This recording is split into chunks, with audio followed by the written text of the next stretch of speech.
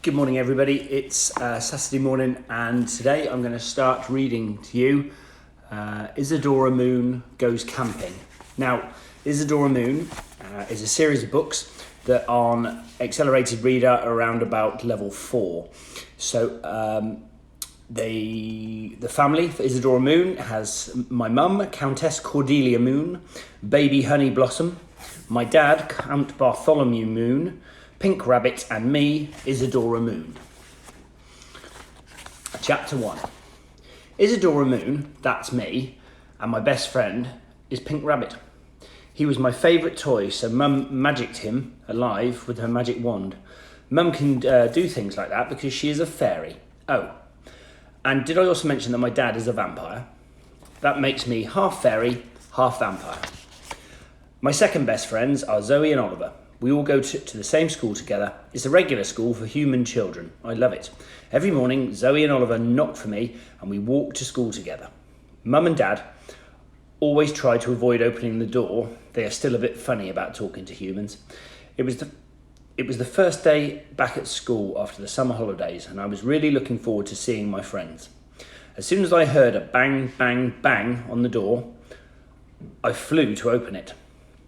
Zoe, I said, leaping on top of her and giving her a big hug. I didn't leap on top of Oliver because he doesn't like hugs. We started to walk down the garden path together, and Pink Rabbit bounced alongside beside us. Zoe made a tinkling sound as she walked because she was wearing a lot of jewellery.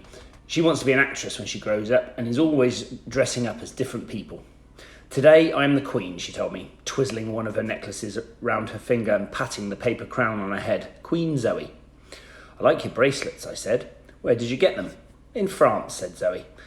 That's where we went on holiday. It was Trey fantastic.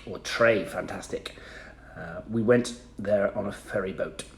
Oh, that sounds great, said Oliver. He loves boats. Then she fished in her bag and pulled out another bracelet. This one's for you, Isadora, she said. From France. Wow, I said, taking the bracelet. Thanks, Zoe. I felt all glowy inside as I put it on. And this is for you, Oliver, said Zoe, holding out a magnet in the shape of a French flag. Cool, said Oliver. Thanks, Zoe.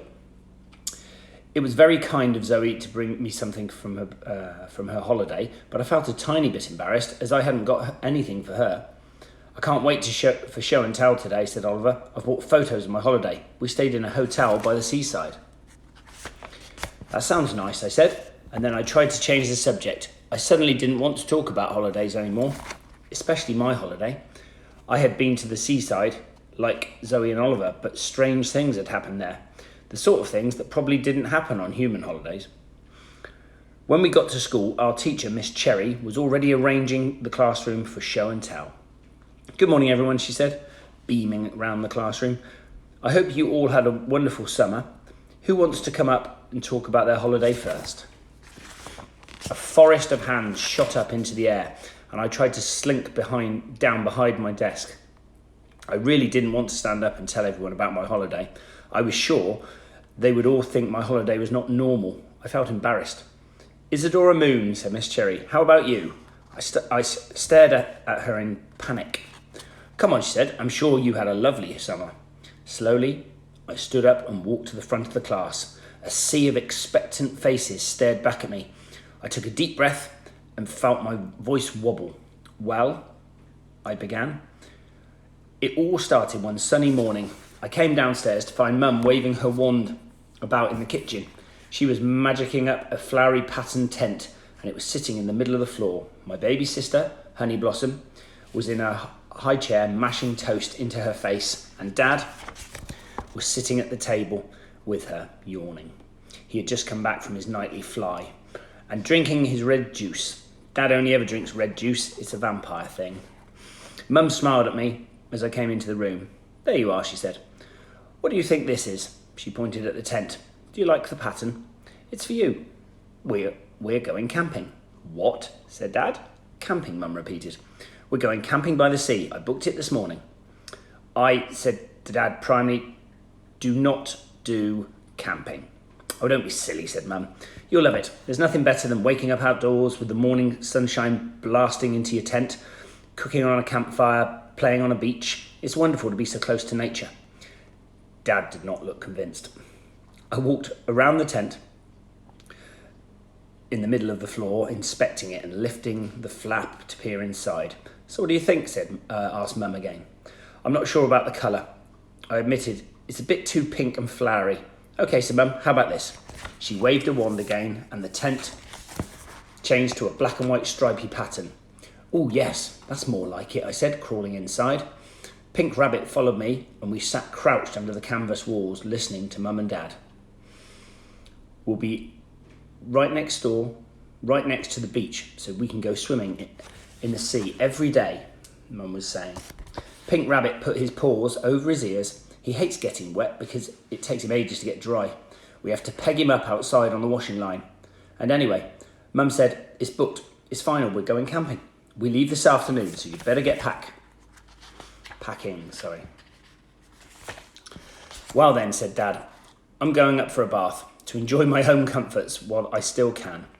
I did wonder how Dad was going to cope without his bathroom on our camping trip. He does like to spend a lot of time in there. He has baths that last for hours, where he plays classical music and lights hundreds of flickering candles. Then he spends at least an hour with a special comb smoothing down his shiny black hair with gel. A vampire's hair is their pride and joy, he always says. You ought to brush yours more often. After we all went to pack our things and then stood by the front... After breakfast, we all went to pack our things and then stood by the front door waiting for Dad. Eventually, he appeared at the top of the stairs with 5 giant suitcases. You can't bring all them, Mum gasped. It won't fit in the car. We'll strap it on to the roof then, said Dad cheerfully. Mum sighed. She tried to pick up one of the suitcases, but it was so heavy she couldn't even get it off the ground. What have you got in there? She said, waving her wand at it. The suitcase sprang open and hundreds of Dad's grooming products burst out onto the floor. Mum rolled her eyes. She pointed at a twirly black comb. Surely you're not bringing that, she said. That's your great-great-great-grandfather's antique jewelled vampire comb. Yes, and it's my favourite thing, Dad said. But that comb is very precious, said Mum, helping Dad to put everything back into the suitcase. You don't want to lose it. I won't lose it, said Dad, picking it up and admiring the red rubies which sparkled in the handle. Look how it shines. Dad's suitcases took up so much space that there was barely room for Pink Rabbit, Honey Blossom and me to sit in the back. It wasn't very comfortable. It was a very long drive. Pink Rabbit kept bouncing up